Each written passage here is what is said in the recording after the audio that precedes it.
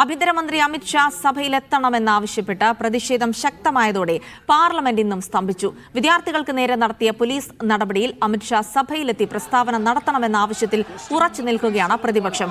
കേരളത്തിന്റെ പേര് മാറ്റം ഉൾപ്പെടെ അമിത് ഷായുടെ പേരിലുണ്ടായിരുന്ന ബില്ലുകൾ സഹമന്ത്രിമാർ അവതരിപ്പിച്ചു. സഭ വീണ്ടും 2 മണിക്ക് ചേരുമ്പോൾ ചർച്ച കൂടാതെ ബിൽ പാസാക്കാനാണ് സാധ്യത.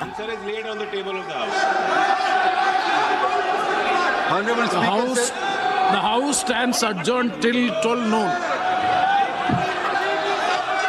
ഡി ധനസുമോദ് വിശദാംശങ്ങൾ നൽകും. സുമോദ്, ഇന്നിപ്പോൾ ലോക്സഭയിൽ അമിത്ഷാ എത്തുമെന്നാണ് പ്രതീക്ഷിച്ചിരുന്നതെങ്കിലും അതുണ്ടായില്ല. അതടക്കം പ്രതിപക്ഷത്തിന്റെ പ്രതിഷേധങ്ങളെ സ്വാധീനിക്കുന്നുണ്ട്. അതിനൊപ്പം തന്നെ FCRA നിയമവുമായി ബന്ധപ്പെട്ടുള്ള പ്രതിഷേധങ്ങൾ ഇന്ന് എന്തുണ്ടായി സഭയിൽ?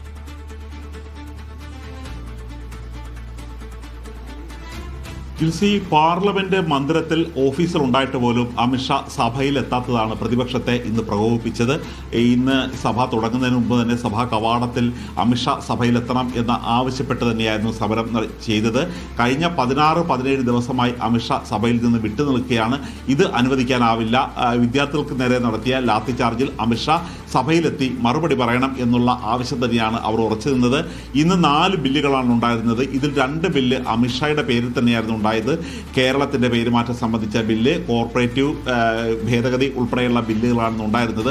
ഇതെല്ലാം 2 സഹമന്ത്രിമാരാണ് അവതരിപ്പിച്ചത്. ഒന്ന് നിത്യാനന്ദ റായ് ആഭ്യന്തര സഹമന്ത്രിയാണ് അവതരിപ്പിച്ചത്. രണ്ടാമത്തത് മുരളീധർ സഹകരണ സഹമന്ത്രിയാണ് അവതരിപ്പിച്ചത്.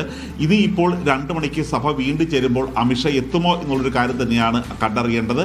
കാരണം മൊത്തം 4 ബില്ലുകളാണുള്ളത്. ഈ പ്രതിഷേധത്തിന്റെ ഈ സമരത്തിനിടയിൽ, ഈ കൂട്ടപ്പൊരിച്ചിലിനിടയിൽ ഒരു കാരണവശാലും ചർച്ചയില്ലാതെ ഇതെല്ലാം വേഗം പാസ്സാക്കുമോ എന്നുള്ള ഒരു ആശങ്കയിൽ തന്നെയാണ് പ്രതിപക്ഷമുള്ളത്. കാരണം മിനറൽസ് ബില്ല് ഉൾപ്പെടെയുള്ളവ കേരളത്തെ ബാധിക്കുന്ന, കേരളത്തിന്റെ തീരപ്രദേശത്തെ ഗുരുതരമായി ബാധിക്കുന്ന ബില്ലുകളാണ് ഇനിയുള്ളത്. ഈ ബില്ലാണ് അവതരിപ്പിച്ചിരിക്കുന്നത്.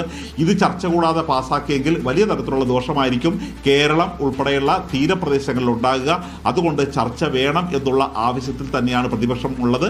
പക്ഷേ അതിനു മുമ്പ് അമിത്ഷാ സഭയിലെത്തണം, പ്രസ്താവന നടത്തണം. അല്ലാത്ത പക്ഷം തങ്ങൾ ഒരു കാരണവശാലും സഹകരിക്കില്ല, പ്രതിഷേധം ശക്തമാക്കും എന്നുള്ള നിലപാട് കൂടി മുന്നോട്ട് വയ്ക്കുന്നുണ്ട് പ്രതിപക്ഷം. ഇന്നും പാർലമെന്റ് വലിയ പ്രതിപക്ഷ പ്രതിഷേധത്തിനാണ് സാക്ഷ്യം വഹിച്ചത്. വിവരങ്ങളാണ് ഡി ധനസുമോദ് നൽകിയത്.